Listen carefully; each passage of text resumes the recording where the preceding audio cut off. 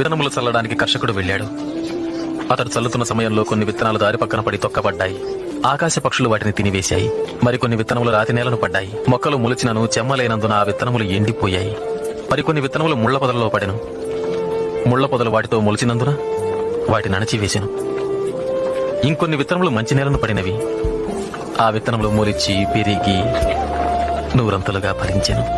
విత్తనము దేవుని వాక్యం. త్రోవ ప్రక్కన పడిన విత్తనములు ఎవరనగా వారు వాక్యం వింటారు, కానీ అపవాది వచ్చి వారి హృదయంలో నుంచి సందేశాన్ని దొంగిలించుకుపోతాడు. వారి నమ్మి రక్షణ పొందకుండాట్లు చేస్తాడు.